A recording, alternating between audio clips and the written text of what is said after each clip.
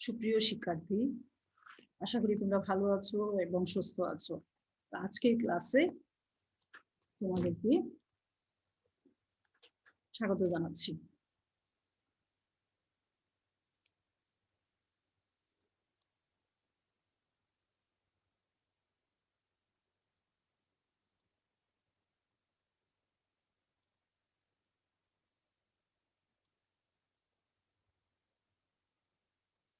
আজকে আমরা যে বিষয়টি নিয়ে আলোচনা করব সেটা হচ্ছে আইএসএলএম রেখার সাহায্যে কিভাবে সামগ্রিক ভারসাম্য নির্ধারিত হয় আলোচনা করা, অর্থাৎ জেনারেল ইকুইলিব্রিয়াম।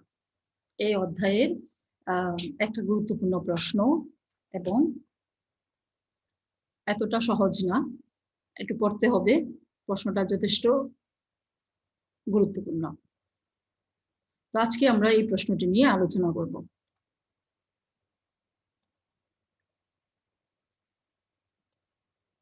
শুরুতেই দেখো যে আমরা কি জানি আইএসএলএম রেখার সাহায্যে কিভাবে সামগ্রিক, প্রশ্ন হচ্ছে যে আইএসএলএম রেখার সাহায্যে কিভাবে সামগ্রিক ভারসাম্য নির্ধারিত হয় আলোচনা করা, অর্থাৎ জেনারেল ইকুইলিব্রিয়ামটা। এতদিন আমরা আইএস পড়ে আসছি, আইএস ইকুয়েশন, আইএস কিভাবে দ্রব্যবাজারে ভারসাম্য থেকে আইএস রেখা পাওয়া যায়, তারপর হচ্ছে কিভাবে মুদ্রা বাজারে ভারসাম্য থেকে এলএম রেখা পাওয়া যায়, তারপর হচ্ছে আইএস ইকুয়েশন, এলএম ইকুয়েশন, এগুলি সম্পর্কে আমরা ইতিমধ্যে আমরা জেনেছি, আমাদের ক্লাস হয়ে গেছে।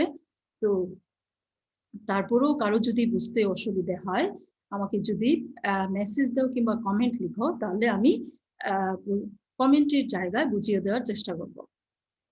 তো আজকে আমাদের প্রশ্নটা হচ্ছে আইএস এবং এলএম রেখার সাহায্যে কিভাবে সামগ্রিক ভারসাম্যটা অর্জিত হয়। আমরা সাধারণ দৃষ্টিতে দেখো আমাদের কাছে মনে হবে যে আইএস রেখাও আমাদের জানা আছে, তারপর হচ্ছে এলএম রেখাও আমাদের জানা আছে, তাইলে আইএস এলএম রেখার যে জায়গায় বা ছেদ করবে সেটাই হচ্ছে ভারসাম্য বিন্দু।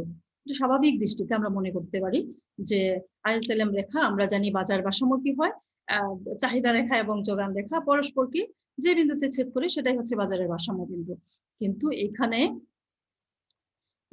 প্রশ্ন হচ্ছে যে দেখো, আমরা আজকে এই প্রশ্নের আলোচনায় এখানে দেখো আমি লিখে রাখছি যে এখানে তোমরা দেখতে পাচ্ছ একটা ফিগার দেখতে পাচ্ছ। এই ফিগারটা আমি অঙ্কন করেছি। এখানে দেখো ফিগারে দেখা যাচ্ছে এক পাশে হচ্ছে জাতীয় আয় আর এক পাশে হচ্ছে কি সুদের হার। আর চিত্রটা কিসের? চিত্রটা হচ্ছে জেনারেল ইকুইলিব্রিয়ামের।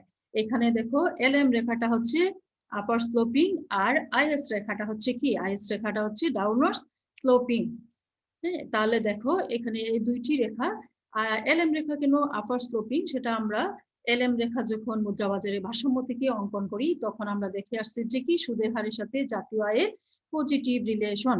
কারণ আমরা জানি কি সুদের হারের সাথে বিনিয়োগের সম্পর্ক, সুদের হারের সাথে বিনিয়োগের সম্পর্ক, বিনিয়োগের নেগেটিভ সম্পর্ক, সেই বিনিয়োগের সাথে আবার লেনদেন জনিত চাহিদা, ফটকা কারবার জনিত চাহিদা এগুলির সাথে জড়িত, সেটা আবার কি দৈনন্দিন ট্রানজেকশনের ডিমান্ড বা প্রিকুশনারি ডিমান্ড এগুলির সাথে জড়িত, সেটা গিয়ে আবার জাতীয় আয়ের সাথে এগুলি আবার সেই দৈনন্দিন L1 যেটা, সেই L1 বা দৈনন্দিন চাহিদাজনিত যে ডিমান্ড সেটার সাথে আবার জাতীয় আয় সম্পর্কিত। এভাবেই কি হচ্ছে, এভাবেই একটা সার্কেল আকারে একটা সার্কেল, অর্থনীতিতে একটা সার্কেল কাজ করে ইন্টারেস্ট রেটের সাথে। এভাবেই দেখা গেছে যে জাতীয় আয়ের সম্পর্ক, এভাবে জাতীয় আয়ের সাথে দেখা গেল যে জাতীয় আয়ের সাথে হচ্ছে সুদের হারের সম্পর্ক হচ্ছে পজিটিভ, অর্থাৎ সুদের হার যদি বাড়ে জাতীয় আয় বাড়ে, সুদের হার যদি কমে জাতীয় আয়টা কমে যায়, যার জন্য এলএম রেখাটা হচ্ছে কি ঊর্ধ্বমুখী বা আপার স্লোপিং। তারপরে আমরা কি জানি আইএস রেখার সাথে ইন্টারেস্ট রেটের সম্পর্ক হচ্ছে নেগেটিভ সম্পর্ক, অর্থাৎ আইএস রেখা কি দেখায়? আইএস রেখা দেখায় একটা নির্দিষ্ট সুদের হারে একটা নির্দিষ্ট জাতীয় আয় স্তরে কি সঞ্চয় এবং বিনিয়োগের সমতা নির্দেশ করে। যেখানে সঞ্চয় সুদের হারের সাথে সেখানে কি হয়? সুদের হারের সাথে দেখা গেছে যে সম্পর্কটা হচ্ছে কিসের সম্পর্ক? এখানে দেখা গেছে যে নেগেটিভ সম্পর্ক, যার জন্য দেখা যায় যে আমাদের আইএস রেখাটা কি? আইএস রেখাটা সঞ্চয় বিনিয়োগের সাথে যেহেতু জড়িত, কাজেই সুদের সাথে সঞ্চয় বিনিয়োগেরও সম্পর্ক আছে। সেই সম্পর্কের ভিত্তিতে আইএস রেখা অঙ্কন এবং সেটাকে শেষে জাতীয় আয়ের সাথে রিলেট করা হয়েছে। এখানে দেখা গেছে যে সুদের হারের সাথে সঞ্চয় বিনিয়োগ এগুলি সম্পর্ক হচ্ছে কি, সম্পর্ক যখন নেগেটিভ, বিনিয়োগের সম্পর্ক হচ্ছে নেগেটিভ, যার ফলে দেখা গেছে সেটা জাতীয় আয়ের সাথে রিলেট করার পর আমরা যখন আইএস রেখা অঙ্কন করি সেখানে দেখা গেছে যে আইএস রেখাটা আর সাথে সুদের হারের সম্পর্ক হচ্ছে নেগেটিভ, অর্থাৎ সুদের হার যদি বাড়ে তাহলে কি হয়, সুদের হার যদি বাড়ে, নেগেটিভ সম্পর্ক হলে একটা বাড়লে আরেকটা বাড়ে, একটা কমলে আরেকটা কমে। আচ্ছা, যার জন্য হচ্ছে আইএস রেখাটা কি হচ্ছে, আইএস রেখাটা ডাউনওয়ার্ড স্লোপিং। আচ্ছা, এখন আমরা আইএস এবং এলএম রেখা তো আমরা পেয়ে গেছি। এখন দেখো প্রশ্নটির উত্তরে অধ্যাপক হিগস ও হ্যানসন আইএস ও এলএম রেখাকে একত্রিত করে অর্থনীতিতে ভারসাম্য, সুদের হার ও জাতীয় আয় স্তর নির্ণয়ের চেষ্টা করেছেন। আমরা জানি আইএস এবং এলএম রেখা, আইএস রেখাটা দেখায় কি দ্রব্য বাজারের ভারসাম্য অবস্থা এবং এলএম রেখা দেখায় কি মুদ্রা বাজারের ভারসাম্য অবস্থা। আচ্ছা, এখন যেহেতু এলএম রেখা মুদ্রা বাজারে ভারসাম্য দেখায় এবং আইএস রেখা হচ্ছে কি, আইএস রেখাটা দ্রব্য বাজারে ভারসাম্য দেখায়, কিন্তু একটি রেখার মাধ্যমে কি, একটা রেখার মাধ্যমে ভারসাম্য যদি অর্জিত হয় সেটা কিন্তু পূর্ণ ভারসাম্য অর্জিত হয় না। সেই জন্য অধ্যাপক হিগস এবং হ্যানসন আইএস এবং এলএম দুটি রেখাকে একত্রিত করে অর্থনীতিতে ভারসাম্য, সুদের হার ও জাতীয় আয় স্তর নির্ণয়ের চেষ্টা করেছেন। আইএস ও এলএম রেখার সাহায্যে নির্ণীত ভারসাম্যকে সামগ্রিক ভারসাম্য বা জেনারেল ইকুইলিব্রিয়াম বলে। অর্থাৎ আইএস এবং এলএম রেখা পরস্পরকে যে বিন্দুতে ছেদ করে সেখানেই যে ভারসাম্যটা অর্জিত হয় সেই ভারসাম্যটাকে কি বলে, সেই ভারসাম্যটাকেই বলে জেনারেল ইকুইলিব্রিয়াম বা সামগ্রিক ভারসাম্য। এখন প্রশ্ন হচ্ছে যে এই যে ই বিন্দুতে ভারসাম্য অর্জিত হলো, এখন প্রশ্ন হচ্ছে যে এই বিন্দুতে যে সামগ্রিক ভারসাম্য অর্জিত হলো সেটা কিভাবে অর্জিত হলো, এটা হচ্ছে আমাদের প্রশ্ন। যে আমরা জানি দুইটা রেখা পরস্পরকে ছেদ করলে ভারসাম্য হয়ে যায়, কিন্তু দুইটা রেখা ছেদ করলে ভারসাম্য হয়ে গেল, কিন্তু সেটা কিভাবে আসলো, সেটা কিভাবে ভারসাম্যটা অর্জিত হলো, সেটাই হচ্ছে আমাদের এখনকার প্রশ্ন। তাহলে আমরা এই প্রশ্নটার উত্তর চলো দেখি যে আমাদের এই প্রশ্নের উত্তরে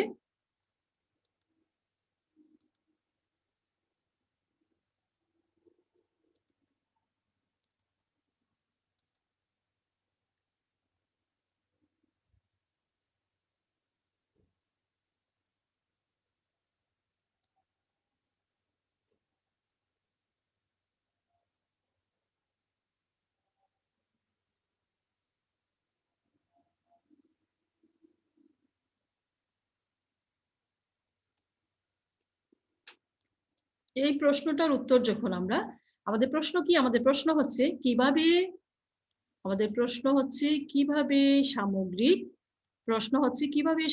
ভারসাম্য অর্জিত হয়, অর্থাৎ দুটি রেখার ছেদ বিন্দুতেই যে সামগ্রিক ভারসাম্য অর্জিত হলো সেটা কি স্থায়ী বা স্থিতিশীল ভারসাম্য কিনা।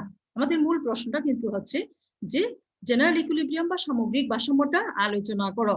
জেনারেল ইকুইলিব্রিয়াম বা সামগ্রিক ভারসাম্যটা আইএসএলএম রেখার সাহায্যে সামগ্রিক ভারসাম্য বা জেনারেল ইকুইলিব্রিয়াম আলোচনা করো। তাইলে আমরা যেহেতু আইএস এবং এলএম কার্ভকে আমরা যদি আইএস এবং এলএম কার্ভ পরস্পরকে যে বিন্দুতে ছেদ করে সেটাই হচ্ছে কি আমাদের ভারসাম্য বিন্দু। কিন্তু আমাদের প্রশ্ন হচ্ছে যে কিভাবে সামগ্রিক ভারসাম্যটা অর্জিত হলো। পরীক্ষায় যদি প্রশ্ন আসে যে জেনারেল ইকুইলিব্রিয়াম আলোচনা করো, তাহলে শুধু আইএস এবং এলএম রেখাকে পরস্পর ছেদ করে এ বিন্দুতে যে ভারসাম্য অর্জিত হয় সেটা আনসার করলেই পুরো মার্ক আসবে না। আমাদেরকে মূল প্রশ্নের উত্তর লিখতে হবে। এই যে আমাদের এই প্রশ্ন, এই যে গ্রাফটা দেখতেছো সেই গ্রাফটা কিন্তু আমাদের মূল প্রশ্নের উত্তর। আমাদের এই প্রশ্নের উত্তর দিতে গেলে আমাদেরকে এই গ্রাফ দিয়েই প্রশ্নটির আনসার করতে হবে। তাহলে আমাদের প্রশ্ন কি, আমাদের প্রশ্ন হচ্ছে কিভাবে সামগ্রিক ভারসাম্য অর্জিত হয়, অর্থাৎ দুটি রেখার ছেদ বিন্দুতেই যে সামগ্রিক ভারসাম্য অর্জিত হলো সেটা কি স্থায়ী বা স্থিতিশীল ভারসাম্য কি না। এটাকে আমরা দুটি দৃষ্টিকোণ থেকে সেটা আমরা ব্যাখ্যা করতে পারি। এই প্রশ্নের উত্তরটা আমরা দুটি দৃষ্টিকোণ থেকে ব্যাখ্যা করতে পারি। এখানে দেখো আমি একটা চিত্র এঁকে নিয়েছি তোমাদের জন্য, যে বরাবরের মতোই চিত্রে দুইটা এক্সিস থাকে, একটা হচ্ছে হরাইজন্টাল এক্সিস আর একটা হচ্ছে কি ভার্টিক্যাল এক্সিস। আর হরাইজন্টাল এক্সিস হচ্ছে জাতীয় আয় এবং ভার্টিক্যাল এক্সিস হচ্ছে সুদের হার বা ইন্টারেস্ট রেট, এবং এটা হচ্ছে আপার স্লোপিং হচ্ছে আমাদের এলএম কার্ভ এবং ডাউনার স্লোপিং হচ্ছে আমাদের আইএস কার্ভ। দুটি রেখা পরস্পরকে এ বিন্দুতে ছেদ করে সেই এ বিন্দুটাই হচ্ছে কি আমাদের ইকুইলিব্রিয়াম পয়েন্ট। সেই ইকুইলিব্রিয়াম পয়েন্টটা এখন প্রশ্ন যে আমাদের যে সেই যে ইকুইলিব্রিয়াম এখানে অর্জিত হলো সেটাই হচ্ছে কি জেনারেল ইকুইলিব্রিয়াম। অর্থাৎ এই যে চিত্র সামগ্রিক ভারসাম্য, এটাই হচ্ছে এ বিন্দুটাই হচ্ছে আমাদের সামগ্রিক ভারসাম্য বিন্দু বা জেনারেল ইকুইলিব্রিয়াম পয়েন্ট। এখন আমাদের প্রশ্ন হচ্ছে যে এই এ বিন্দুতে যে ভারসাম্য সামগ্রিক ভারসাম্য অর্জিত হলো সেটা স্থায়ী বা স্থিতিশীল ভারসাম্য কিনা, কিংবা এই এ বিন্দুতেই যে ভারসাম্য সেটা কিভাবে পাওয়া গেল। তাহলে এই প্রশ্নের উত্তরে আমরা প্রশ্নটাকে আমরা দুটি দৃষ্টিকোণ থেকে আমরা ব্যাখ্যা করতে পারি। প্রথমত হচ্ছে আইএস রেখা এবং এলএম রেখার সাহায্যে এলএম রেখা থেকে আইএস এবং এলএম রেখা থেকে যদি বিচ্যুতি হয় ডানে বা বাঁয়ে তাহলে কি অবস্থা ঘটে এবং সেখান থেকে কিভাবে ভারসাম্যে আসে। আবার কি করা যায়, আবার দেখা যায় যে কি এক্স কে এখানে দেখো যে ইএস এবং এরো চিহ্ন উপর দিকে দেওয়া আছে, এটা হচ্ছে excess supply of money, excess supply of কি হচ্ছে কমোডিটি বা গুডস, দ্রব্য। এক্স কে এখানে দ্রব্য এবং এম কে হচ্ছে কি এম কে হচ্ছে এম এই যে এখানে এক্স মানে হচ্ছে দ্রব্য বাজারের অবস্থা, আর এম দিয়ে হচ্ছে ইএস, এম হচ্ছে এটা হচ্ছে মুদ্রা বাজারের অবস্থা। অর্থাৎ এটাকে দুটি দৃষ্টিকোণ থেকেই আমরা ব্যাখ্যা করতে পারি। তো প্রথমত হচ্ছে আমরা আইএস কার্ভের ভিত্তিতে আইএস কার্ভ কিংবা এলএম কার্ভ এই দুটি রেখা থেকে যদি এই আইএস কার্ভ কিংবা এলএম কার্ভের যে ভারসাম্য বিন্দু এ, এই দুটি রেখা থেকে যদি আমরা বিচ্যুতি হই বা দুটি রেখার আইএস রেখার যদি বাইরে যায় কিংবা ডানে যায়, অথবা এলএম রেখার যদি বাইরে যায় কিংবা ডানে যায় কোনো বিন্দু, বাইরে কিংবা ডানে যদি কোনো বিন্দু নেই, সেখানে কি অবস্থা ঘটে এবং সেখান থেকে কিভাবে আমরা আবার এই এ বিন্দুতে ফিরে আসব। তাহলে প্রথমত আমরা কি দেখব, প্রথমত আমরা আইএস রেখাতেই ব্যাখ্যাতে থাকি যে আইএস রেখাটা কি। আমরা দেখতে পাচ্ছি যে আইএস রেখাটা হচ্ছে বাঁ থেকে ডান দিকে নিম্নগামী। এখন আমরা যদি ধরে নেই যে আইএস রেখার বাঁ দিকে যে কোনো একটি বিন্দু, অর্থাৎ এই যে আইএস রেখাটা, এই আইএস রেখার বাঁ দিক হচ্ছে এটা আর ডান দিক হচ্ছে এটা। এখন আইএস রেখার বাঁ দিকে যে কোনো বিন্দু ধরে নেই আমরা সি বিন্দু।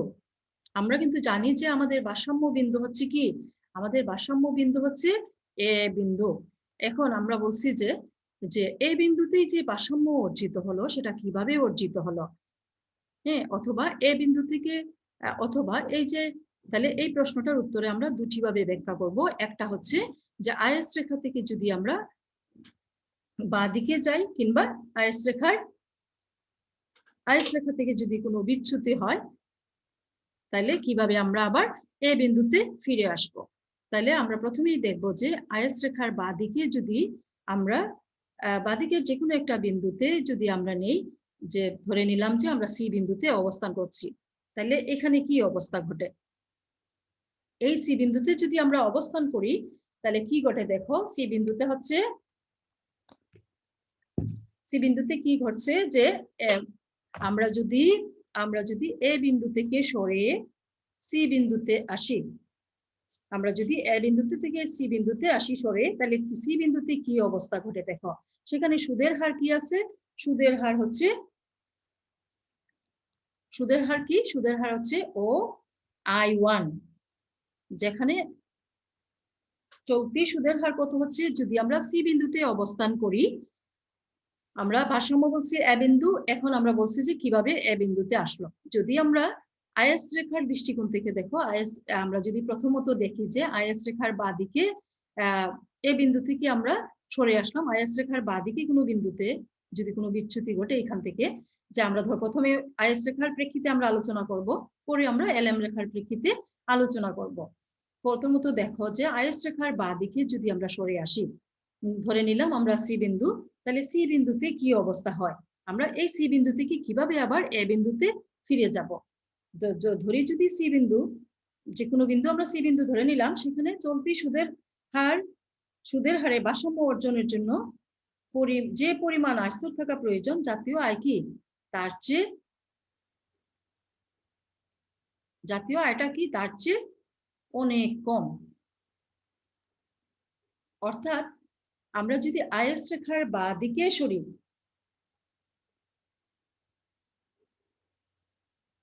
ধরি সি বিন্দু, তাহলে সি বিন্দুতে সুদের হার কত, সি বিন্দুতে সুদের হার হচ্ছে ও I1, সেখানে জাতীয় আয় কত, জাতীয় হচ্ছে ও Y1। কিন্তু সেই জাতীয় আয় স্তর অর্জনের জন্য সেই চলতি যে সুদের যে কোনো সি বিন্দুতে সুদের হারে ভারসাম্য অর্জনের জন্য যে পরিমাণ আয় স্তর থাকা প্রয়োজন জাতীয় আয় তার চেয়ে কি, জাতীয় আয়টা হচ্ছে তার চেয়ে অনেক কম।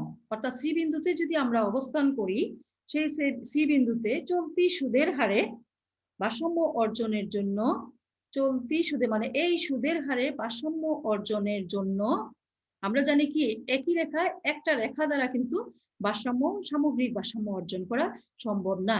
অর্থাৎ দুইটা রেখাকেই পরস্পর ছেদ করতে হবে।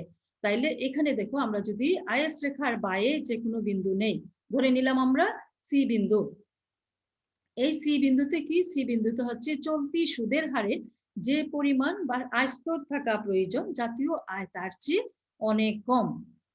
যার ফলে কি সি বিন্দু, অর্থাৎ সি বিন্দুতে সুদের হার হচ্ছে ও Y1 এবং জাতীয় আয় হচ্ছে ও Y1। ফলে এখানে কি, এখানে হচ্ছে কি সামগ্রিক চাহিদার তুলনায় উৎপাদন, এখানে কি সামগ্রিক চাহিদার তুলনায় আমাদের সামগ্রিক চাহিদার তুলনায় উৎপাদন কম। আমরা যদি I1 বরাবর লাইন টানি তাহলে দেখবা যে এখানে আসে, তাহলে আমাদের আইএস রেখার যে আমাদের চাহিদা হচ্ছে কি, চাহিদা হচ্ছে এতটুকু, কিন্তু আমাদের উৎপাদন হচ্ছে এতটুকু জায়গা। অর্থাৎ আমাদের সামগ্রিক চাহিদার তুলনায় আমাদের হচ্ছে কি উৎপাদন কম। এই পরিস্থিতিতে আমরা যদি, আমি আবারও বলছি যে আমরা কিন্তু এই প্রশ্নটার উত্তর সামগ্রিক ভারসাম্য, যে এ বিন্দুতে কিভাবে সামগ্রিক ভারসাম্য অর্জিত হলো, সেটা আমরা দুটা দৃষ্টিকোণ থেকে ব্যাখ্যা করতে পারি। প্রথমত হচ্ছে আমরা দেখবো যে আইএস রেখা থেকে যদি আমরা সরে যাই, অর্থাৎ এই যে এ বিন্দুটা, এই এ বিন্দু ভারসাম্য আইএস এবং এলএম রেখা পরস্পরকে ছেদ করার পরে যে এ বিন্দু, সেটা হচ্ছে সামগ্রিক ভারসাম্য। আমরা এখন বলছি আমরা আইএস এবং এলএম রেখা থেকে দুটি দৃষ্টিকোণ থেকে আমরা ব্যাখ্যা করব। প্রথমত হচ্ছে আইএস রেখার ডানে এবং বাঁয়ে যদি আমরা যাই, কোনো বিন্দু নেই, তাহলে কি অবস্থা হবে, সেখান থেকে আমরা কিভাবে এ বিন্দুতে ফিরবো। আবার এলএম রেখার ডানে বা বাঁয়ে যদি যাই কোনো বিন্দুতে, অর্থাৎ এ বিন্দু ছাড়া অন্য যে কোনো বিন্দুতে, এলএম রেখার ডানে বা বাঁয়ে যদি কোনো বিন্দুতে যাই, সেখান থেকে কি অবস্থা ঘটে এবং সেখান থেকে কিভাবে আমরা আবার এ বিন্দুতে ফিরে আসব। অর্থাৎ দেখো এ বিন্দুতে আমরা জানি ভারসাম্য, সামগ্রিক ভারসাম্য। এখন আমরা বলছি যে আইএস রেখার বাঁ দিকে যে কোনো একটা বিন্দুতে যদি আমরা অবস্থান করি, ধরে নিলাম আমরা সি বিন্দুতে অবস্থান করি, তাহলে এই সি বিন্দুতে চলতি সুদের হারে জাতীয় আয় স্তরটা যে পরিমাণ থাকা কথা তার চেয়ে অনেক কম। অর্থাৎ এখানে সুদের হার হচ্ছে ও কত, সুদের হার হচ্ছে ও I1 আর জাতীয় আয় হচ্ছে ও Y1। তাহলে এখানে আমরা যদি I1 বরাবর রেখা টানি এই বিন্দু এখান পর্যন্ত, তাহলে দেখো তাহলে কি আমাদের হচ্ছে এখানে সামগ্রিক চাহিদার তুলনায় এই সি বিন্দুতে সামগ্রিক চাহিদার তুলনায় কি উৎপাদন কম। এই ক্ষেত্রে কি করবে একজন উৎপাদনকারী, এক্ষেত্রে উৎপাদনকারী প্রতিষ্ঠানগুলো উৎপাদন বাড়ানোর জন্যই মনোযোগ দিবে। অর্থাৎ অর্থনৈতিক শক্তিগুলি তখন কি করবে, আয়টা বাড়ানোর জন্যই ওরা কাজ করবে। এক্ষেত্রে তারা উৎপাদন কিভাবে, অর্থাৎ যেখানে সামগ্রিক চাহিদার তুলনায় উৎপাদনটা কম, সেই সি বিন্দুতে অর্থনীতির যে শক্তিগুলি কিংবা উৎপাদনকারী যে প্রতিষ্ঠানগুলি থাকবে, তারা কি করবে, তারা করবে যে উৎপাদনটা বাড়ানোর জন্য সক্রিয় হয়ে যাবে। এর ফলে দেখা যাবে যে অর্থনীতিতে একসময় উৎপাদনটা বেড়ে যাবে, যার ফলে আবার কি জাতীয় আয়টাও বেড়ে যাবে। ফলে কি হবে, ফলে আবার যে প্রাথমিক ভারসাম্য, সেই প্রাথমিক ভারসাম্য এ বিন্দুতে আবার ফিরে যাবে। তাহলে আমরা সি বিন্দুটা নিশ্চয়ই বুঝছি যে আইএস রেখার বাঁদিকে যদি সি বিন্দুতে থাকি তাহলে সেখানে চলতি সুদের হারে জাতীয় আয় অনেক কম, সেখানে হচ্ছে কি সামগ্রিক চাহিদার তুলনায় উৎপাদন কম। ফলে উৎপাদনকারীরা উৎপাদন বাড়ানোর জন্য চেষ্টা করবে, উৎপাদন বাড়ানোর জন্য ওরা সক্রিয় হবে এবং একসময় উৎপাদন বেড়ে যাবে এবং জাতীয় আয় স্তরটাও বেড়ে যাবে। ফলে আবার কি প্রাথমিক ভারসাম্য অবস্থা এ বিন্দুতে ফিরে যাবে। এখন প্রশ্ন হচ্ছে যে আইএস রেখার ডান দিকে যদি কোনো বিন্দুতে থাকি তাহলে সেখানে কি ঘটে। আইএস রেখার ডান দিকে যদি কোনো বিন্দুতে যাই, যে কোনো বিন্দুতে আমরা যদি যাই, সেখানে মানে এই এ বিন্দু থেকে বিচ্যুতি ঘটলেই সেখানে কি হবে, অর্থাৎ আইএস রেখার বাইরেটা আমরা দেখলাম সি বিন্দু, এখন আইএস রেখার ডানে যদি যাই, আমরা ডানে যদি যাই আইএস রেখা থেকে যে কোনো একটা বিন্দুতে ডান দিকে যাই, তাহলে কি হবে, সেখানে চলতি সুদের হারে জাতীয় কি ভারসাম্য জাতীয় আয়ের চেয়ে কি হবে, আয় স্তরটা বেশি হবে। আমরা যদি আইএস রেখার ডান দিকে কোনো বিন্দুতে যাই সেখানে কি হবে, চলতি সুদের হারে কি হবে, জাতীয় চলতি সুদের হারে সেখানে কি হবে, ভারসাম্য জাতীয় আয়ের চেয়ে, ভারসাম্য জাতীয় আয়ের চেয়ে সেখানে আয় স্তরটা অনেক বেশি হবে। অর্থাৎ আমরা যদি এই আইএস রেখার ডান দিকে কোনো বিন্দুতে যাই তাহলে সেখানে কি ঘটবে, সেখানে সুদের যে চলতি সুদের হারে আমাদের ভারসাম্য আয়টা যে পরিমাণ থাকার কথা তার চেয়ে জাতীয় আয়টা অনেক বেশি হবে। সেখানে কি হবে, সেখানে কি করবে, অর্থনৈতিক শক্তিগুলো তখন কি করবে, সেখানে হচ্ছে কি সামগ্রিক চাহিদার তুলনায় সেখানে উৎপাদন অনেক বেশি থাকে, সেখানে সামগ্রিক চাহিদার তুলনায় উৎপাদন অনেক বেশি থাকে। তারপরে অর্থনৈতিক শক্তিগুলি বা উৎপাদনকারী প্রতিষ্ঠানগুলি তখন কি করবে, উৎপাদনটা কমিয়ে দেওয়ার চেষ্টা করবে এবং এক পর্যায়ে উৎপাদন কমে যাবে এবং কি হবে, জাতীয় আয় এবং আয়টাও কমে আসবে। ফলে অর্থনীতি পুনরায় আবার সেই প্রাথমিক ভারসাম্য এ বিন্দুতে ফিরে আসবে। এভাবে আমরা কি করতে পারি, আইএস রেখার বাইরে কিংবা ডান দিকে যদি এই ভারসাম্য বিন্দু থেকে আইএস রেখার ডান দিকে কিংবা বাম দিকে কোনো বিচ্যুতি ঘটে তাইলে আমরা আবার পুনরায় কি করতে পারবো, আমরা আবার পুনরায় প্রাথমিক ভারসাম্যে ফিরে আসতে পারবো। আইএস রেখার এই ভারসাম্য বিন্দু এ থেকে আইএস রেখার বাইরে গেলে উৎপাদন কি হয়, সামগ্রিক চাহিদার তুলনায় উৎপাদন কম থাকে, যার জন্য উৎপাদন বাড়ানোর চেষ্টা করে, ফলে একসময় উৎপাদন বাড়ে এবং জাতীয় আয় বাড়ে। আবার আমরা যদি আইএস রেখার ডানে যাই সেখানে কি হয়, সামগ্রিক চাহিদার তুলনায় সেখানে উৎপাদন অনেক বেশি থাকে, ফলে উৎপাদনকারীরা উৎপাদনটা কমিয়ে দেওয়ার চেষ্টা করে, ফলে একসময় উৎপাদনটা কমে যায় এবং আয়টাও কমে যায়, আবার পুনরায় অর্থনীতি কি প্রাথমিক যে ভারসাম্য এ বিন্দুতে ফিরে আসে। এখন আমরা দেখব যে এলএম রেখা থেকে যদি আমরা বিচ্যুতি ঘটি, এই যে এলএম রেখাটা, সেই এলএম রেখা থেকে যদি আমরা এলএম রেখার ডান দিকে যাই কিংবা এলএম রেখার বাঁ দিকে যাই তাহলে আমাদের কি অবস্থা হয়, আমরা এলএম রেখার বাম দিকে, এলএম রেখার বাম দিক হচ্ছে এটা আর এলএম রেখার ডান দিক হচ্ছে এটা। আচ্ছা, এলএম রেখার বাঁ দিকে যদি কোনো বিন্দুতে যাই, ধরে নিলাম আমরা বি বিন্দু, এলএম রেখার বাঁ দিকে কোনো বিন্দুতে যদি আমরা অবস্থান করি তাইলে আমাদের কিভাবে আমরা আবার এ বিন্দুতে ফিরে আসবো সেটা এখন আমরা দেখব। যে আমরা যদি এলএম রেখার বাঁ দিকে কোনো বিন্দু নেই, যেমন বি বিন্দু, সেখানে কি বি বিন্দুতে দেখো জাতীয় আয়টা হচ্ছে OY1 পরিমাণ,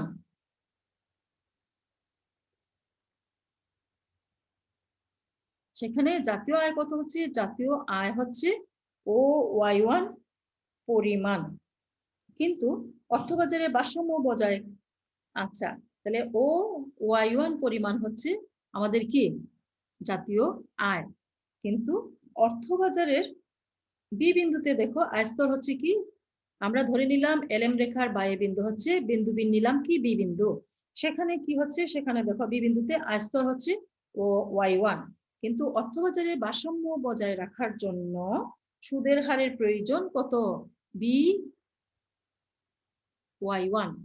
অর্থবাজারের যদি আমরা ভারসাম্য, অর্থবাজারের ভারসাম্য বজায় রাখার জন্য,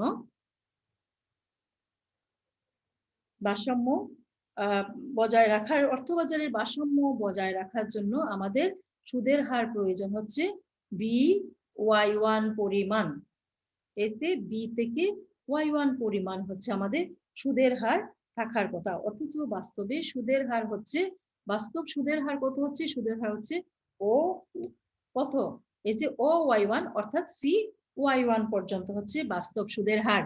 তাইলে বাস্তব সুদের হার আর আমাদের প্রয়োজন হচ্ছে সুদের হার কত? BY1। অর্থবাজারের ভারসাম্য বজায় রাখতে গেলে আমাদের BY1 পর্যন্ত কি BY1 পর্যন্ত সুদের হার প্রয়োজন, অর্থাৎ এতটুকু সুদের হার প্রয়োজন। কিন্তু আমাদের চলতি সুদের হার হচ্ছে কি? চলতি সুদের হার হচ্ছে OI1, অর্থাৎ CY1 পর্যন্ত হচ্ছে সুদের হার, কিন্তু আমাদের প্রয়োজন হচ্ছে বি থেকে Y1 পর্যন্ত, BY1 পর্যন্ত সুদের হারের প্রয়োজন। এক্ষেত্রে দেখা গেছে যে BY1 গ্রেটার দেন হচ্ছে কি CY1, অর্থাৎ অর্থবাজারে ভারসাম্য বজায় রাখার জন্য যে পরিমাণ সুদের হার প্রয়োজন দরকার, সুদের হার তার চেয়ে কি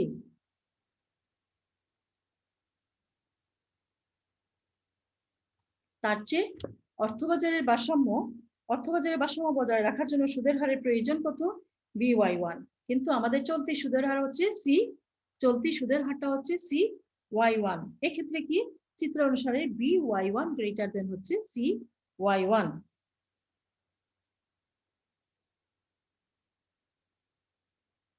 অর্থাৎ ভারসাম্য ফিরে যাওয়ার জন্য আমাদের যে সামগ্রিক ভারসাম্য ফিরে যেতে গেলে আমাদের যে পরিমাণ সুদের হারের প্রয়োজন, তার চেয়ে এখানে দেখা যায় এই বিন্দুতে সুদের হার কি অনেক বেশি। তাহলে কি করতে হবে? অর্থাৎ আমাদের যদি আমরা LM রেখার বাঁদিকে বিন্দু বি বিন্দুতে অবস্থান করি, সেখানে কি হচ্ছে? সেখানে হচ্ছে বি বিন্দুতে হচ্ছে জাতীয় আয় OY1, চলতি সুদের হার OI1। সেই সুদের হারে চলতি সুদের হারে জাতীয় আয়টা কত? জাতীয় আয় হচ্ছে OY1। এখানে অর্থবাজারে ভারসাম্যের জন্য দেখো এখানে হচ্ছে সুদের হার হচ্ছে, বাস্তবে এখানে চলতি সুদের হার হচ্ছে OY1, কিন্তু আমরা যে বি বিন্দুতে অবস্থান করি, তাহলে এই বরাবর যদি আমরা লাইন টানি, তাহলে আমাদের বাস্তবে সুদের হার হবে এই অনেক বেশি এখানে। অথচ I1 আমরা বলতেছি যে চলতি সুদের হার, কিন্তু বাস্তব সুদের হার যদি আমরা বি বিন্দুতে অবস্থান করি তাইলে অনেক বেশি হবে। তাহলে আমাদের কি আমাদের ভারসাম্যের জন্য আমাদের যে পরিমাণ সুদের, এখানে সুদটা হচ্ছে কতটুকু? সুদটা চলতি সুদ হচ্ছে CY1, কিন্তু আমরা বি বিন্দুতে অবস্থান করলে সুদের হার হয়ে যায় BY1, যেখানে BY1টা গ্রেটার দেন হয় CY1। চলতি সুদের হারের চেয়ে বাস্তব সুদটা অনেক বেশি, কাজেই বি বিন্দুতে অবস্থান করলে সুদের হারটা অনেক বেশি হবে। এর ফলে কি অর্থের মোট চাহিদার চেয়ে অর্থের যোগান,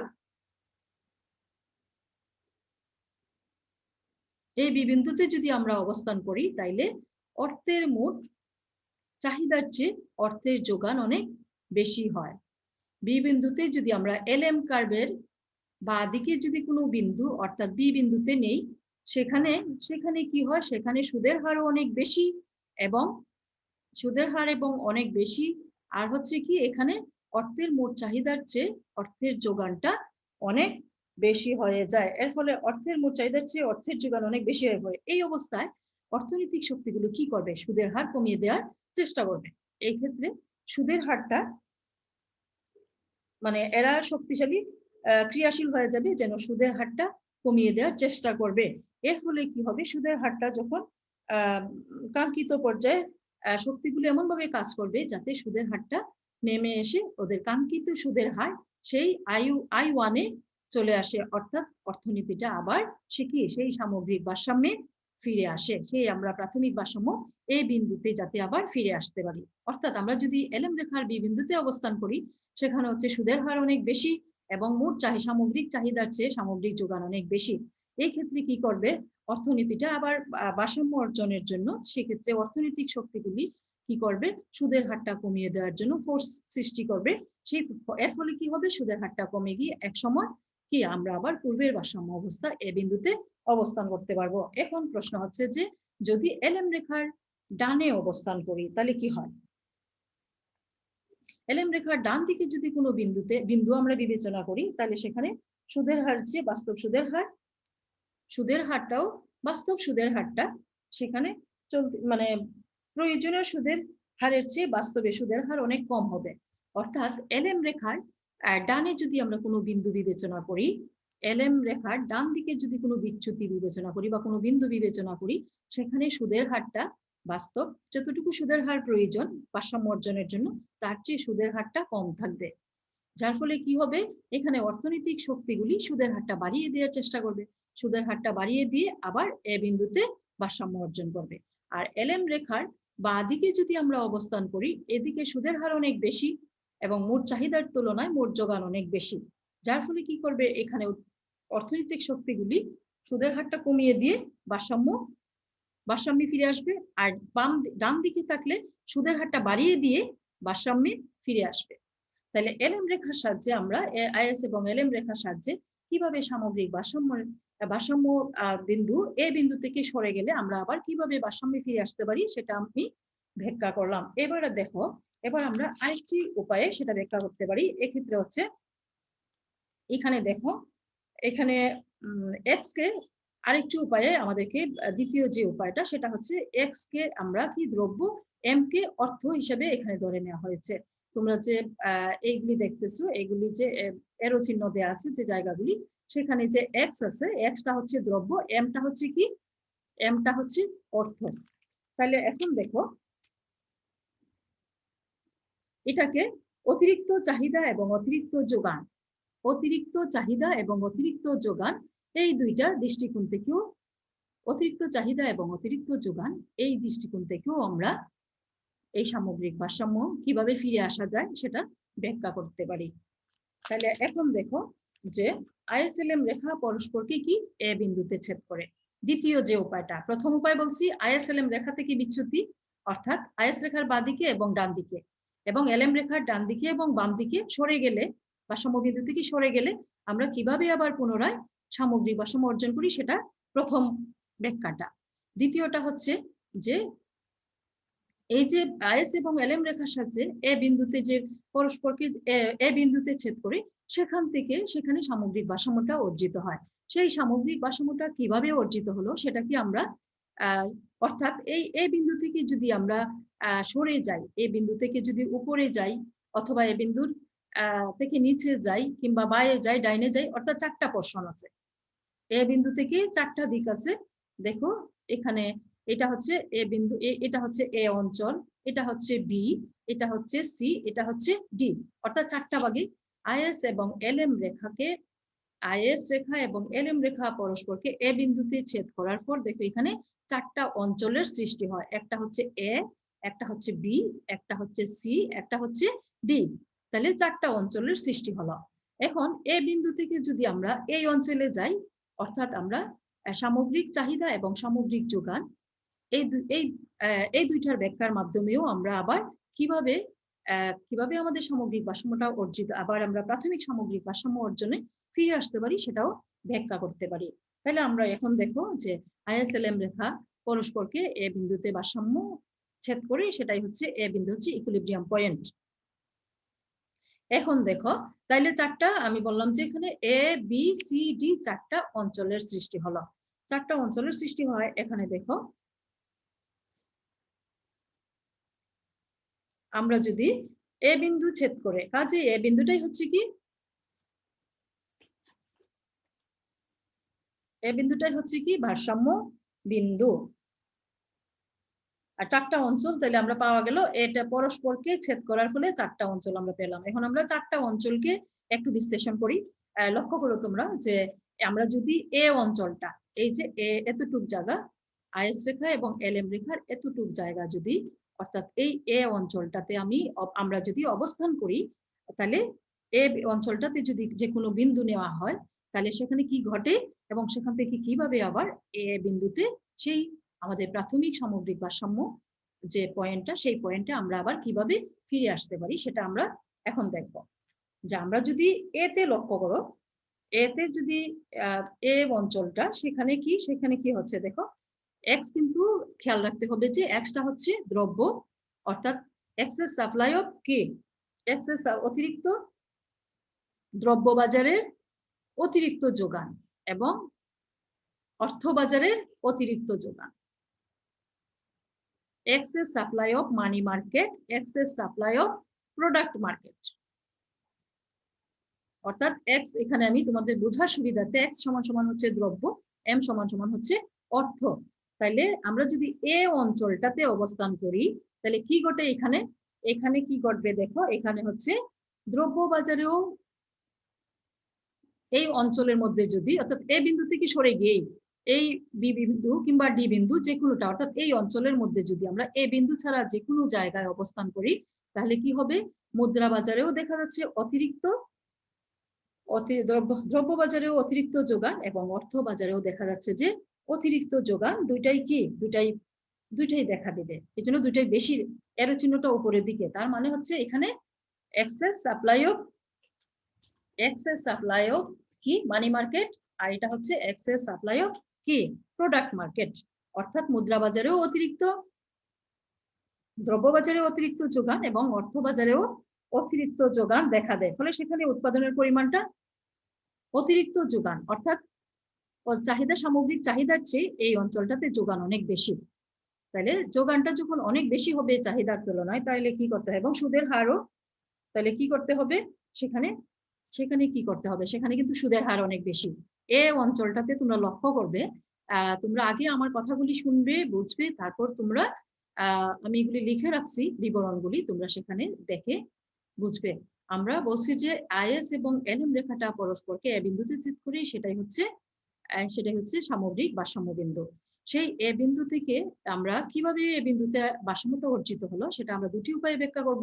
একটা ব্যাখ্যা করে ফেলছি আইএসএলএম রেখার ডান বামে যদি সরি তাহলে কিভাবে আসে, আরেকটা হচ্ছে যে আমরা যদি আইএস এবং এলএম রেখা পরস্পরকে ছেদ করার পর চারটা অঞ্চল পাওয়া গেল। এ অঞ্চল, এটা এই এতটুক জায়গা হচ্ছে এ অঞ্চল, এতটুক জায়গা হচ্ছে বি অঞ্চল, এই জায়গাটা হচ্ছে সি অঞ্চল, আর এই জায়গাটা হচ্ছে ডি অঞ্চল।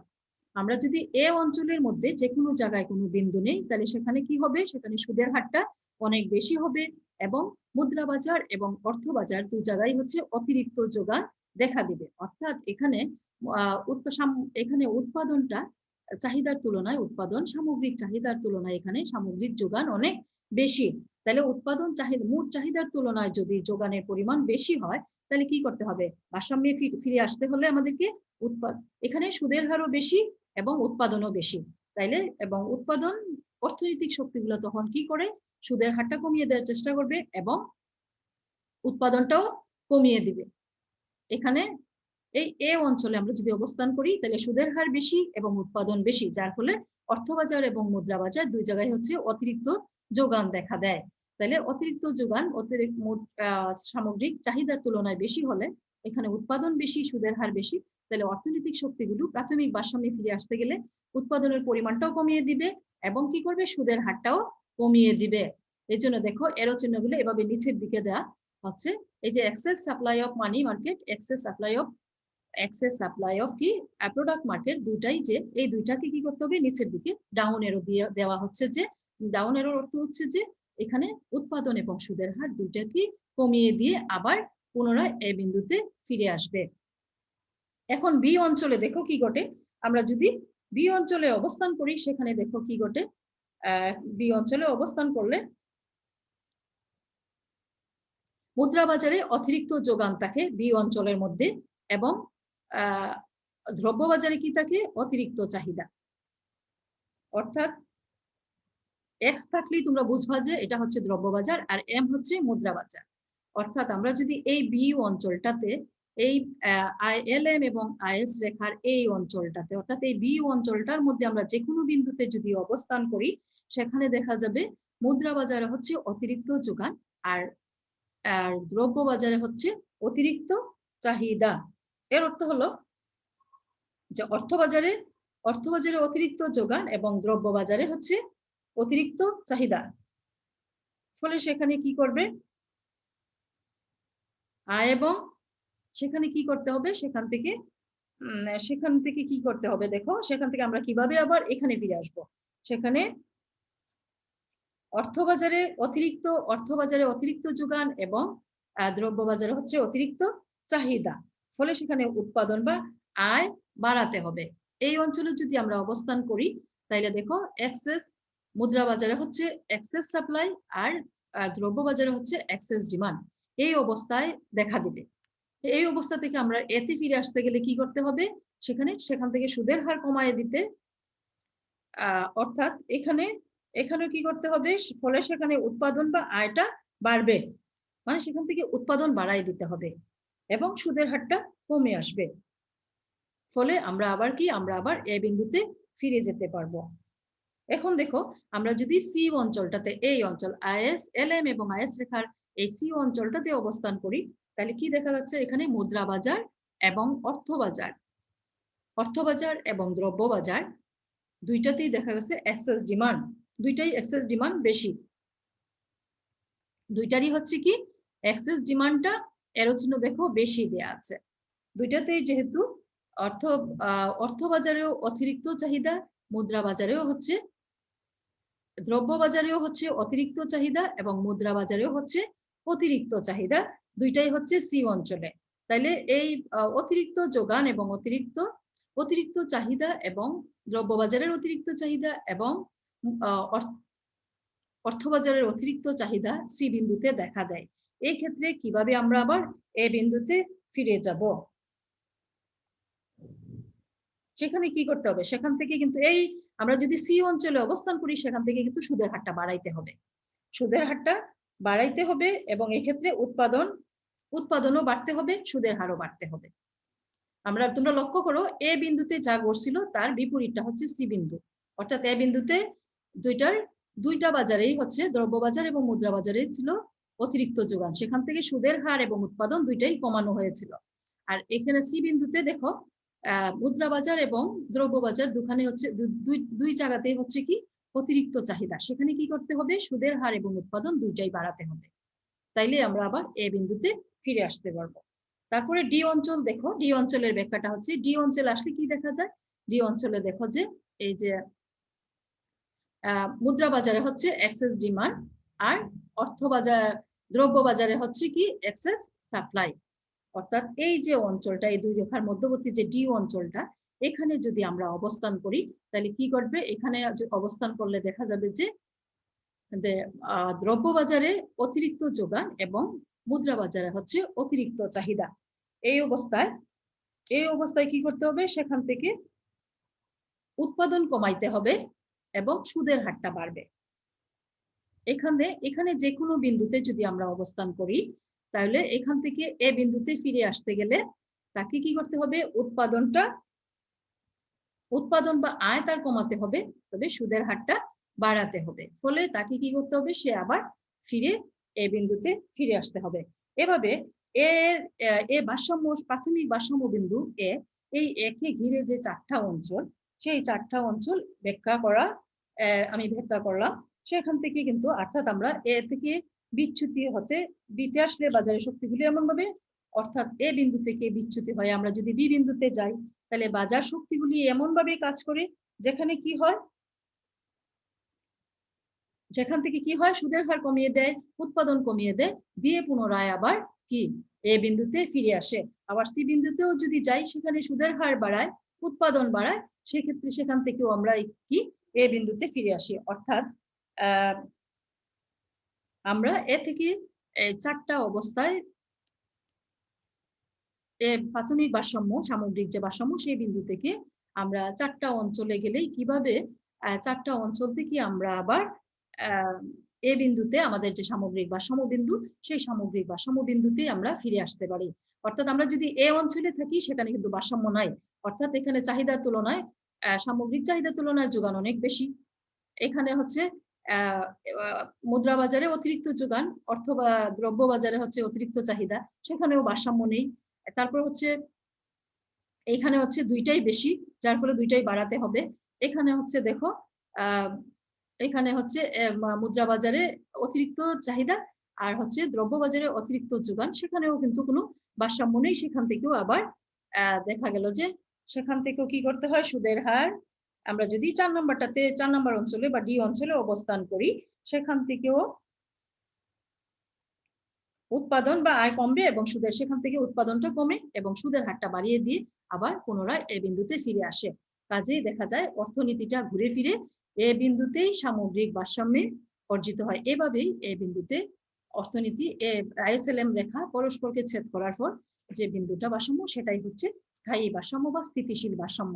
কারণ এই বিন্দু থেকে সরে যে কোনো জায়গায় গেলে অর্থনীতিতে আর কোনো ধরনের ভারসাম্য থাকে না, সেখানে বিভিন্ন ধরনের অবস্থা সৃষ্টি হয়। সেই অবস্থাগুলি আমি ব্যাখ্যা করেছি এবং সেই অবস্থা থেকে কিভাবে আমরা পুনরায় এই বিন্দুতে ফিরে আসতে পারি সেটাও ব্যাখ্যা করেছি। আশা করি তোমরা আজকের ক্লাসটা যদি মনোযোগ দিয়ে দেখো, এবং আজকের ক্লাসটি যথেষ্ট গুরুত্বপূর্ণ, তোমরা মনোযোগ দিয়ে যদি দেখো এবং ক্লাসটি দেখো, তাহলে আমি আশা করবো যে তোমরা ক্লাসটি বুঝতে পারবে এবং পরীক্ষায় তোমাদের জন্য এই প্রশ্নটি অনেক গুরুত্বপূর্ণ। পরীক্ষায় প্রশ্নটি বিশেষ করে তৃতীয় বর্ষ যারা আছে তাদের জন্য অনেক গুরুত্বপূর্ণ, এবং মাস্টার্সেরও যে কোনো গ্রুপ, অর্থাৎ এখন প্রশ্নের মধ্যে বিভিন্ন পার্ট থাকে, বি পার্ট, সি পার্ট, এ পার্ট, অর্থাৎ বি পার্ট, সি পার্ট যে কোনো পার্টের মধ্যে প্রশ্নটা আসতে পারে। কাজেই প্রশ্নটা তোমরা গুরুত্ব সহকারে ভিডিওটা দেখে শিখবে, তোমাদের জন্য এই প্রশ্নটা অনেক গুরুত্বপূর্ণ।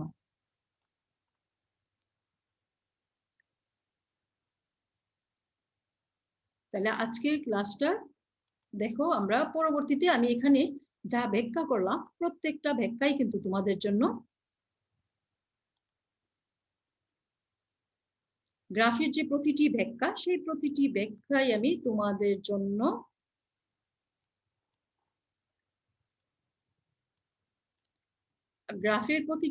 কিন্তু আমি তোমাদের জন্য লিখে রাখছি, যাতে তোমাদের বুঝতে সহজ হয়। এবং আমি গ্রাফটা ব্যাখ্যা করেছি তোমাদের বোঝার সুবিধার্থে, গ্রাফটা ব্যাখ্যা করেছি। আমার কথাগুলি তোমরা ভালোভাবে শুনবে, তারপর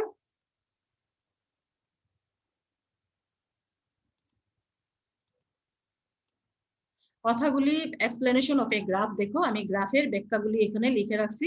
এই গ্রাফের ব্যাখ্যাগুলি আমি তোমাদেরকে বুঝিয়েও আসছি, আবার এখানে স্লাইডে লিখেও রাখছি, যাতে তোমাদের বুঝতে সুবিধা হয়, তোমরা প্রশ্নের উত্তরটা সহজে পেয়ে যাও।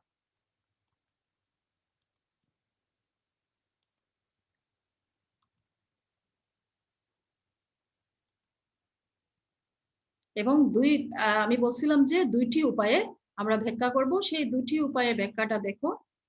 সেই দুটি উপায়ে ব্যাখ্যা, প্রথমটা এর আগের স্লাইডে দেখে আসছো, আর দ্বিতীয়টা হচ্ছে এলএম রেখা থেকে ছড়ে গিয়ে যে বিচ্যুতি, দ্বিতীয়টা সেই বিচ্যুতিটাও এখানে আমি তোমাদের জন্য লিখে রাখছি, যাতে তোমরা প্রশ্নটির উত্তর যাতে তোমরা পেয়ে যাও এবং তোমাদের পরীক্ষায় আসলে যাতে তোমরা আনসার করতে পারো। এবং আমি কিন্তু তোমাদেরকে চিত্রের মধ্যেও এগুলি ব্যাখ্যা করে আসছি।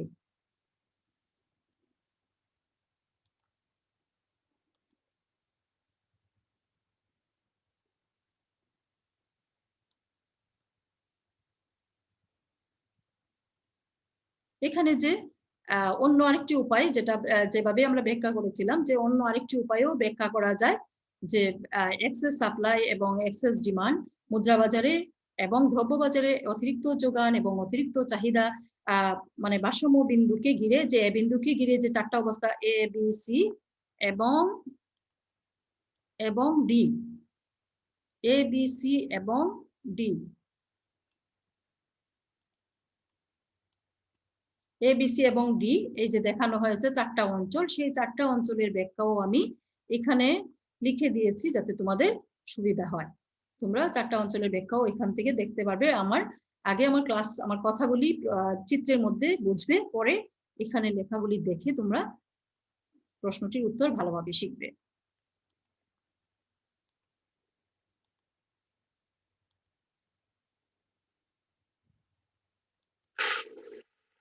তো আজকের ক্লাসটা এখানেই শেষ হয়ে গেল।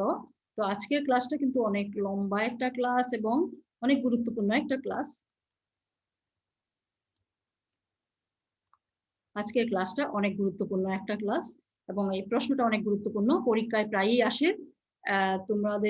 তোমরা আইএসএলএম যে অধ্যায়টা, যে দ্বিতীয় অধ্যায় ম্যাক্রো ইকোনমিক্সের, এই অধ্যায়ের একটা গুরুত্বপূর্ণ প্রশ্ন, সেখানে আমি কিন্তু ম্যাথমেটিক্যালিও একটা প্রশ্নের সলভ আছে তোমাদের তৃতীয় লেকচারে, সম্ভবত লেকচারগুলি তোমরা পর্যায়ক্রমে যে এই অধ্যায়ের যে লেকচারগুলি আছে, আজকে হয়তো এটা নিয়ে 9 নাম্বার লেকচার 9 হবে, এবং 9টা লেকচার তোমরা পরপর ভালোভাবে দেখবে, এবং প্রত্যেকটা প্রশ্নই কিন্তু তোমাদের পরীক্ষার জন্য খুবই গুরুত্বপূর্ণ। এবং একটা লেকচারও তোমরা বাদ দিবা না, ধারাবাহিকভাবে ম্যাক্রো ইকোনমিক্সের বিশেষ করে অনার্স 3য় বর্ষ এবং মাস্টার্সের ওদের জন্য যে কোনো তোমাদের পার্ট প্রশ্ন থাকে, যে কোনো পার্টেই প্রশ্নগুলি আসতে পারে। যার জন্য তোমরা প্রত্যেকটি ক্লাস ভালোভাবে দেখবে এবং শিখার চেষ্টা করবে যাতে পরীক্ষায় তোমরা ভালো করতে পারো।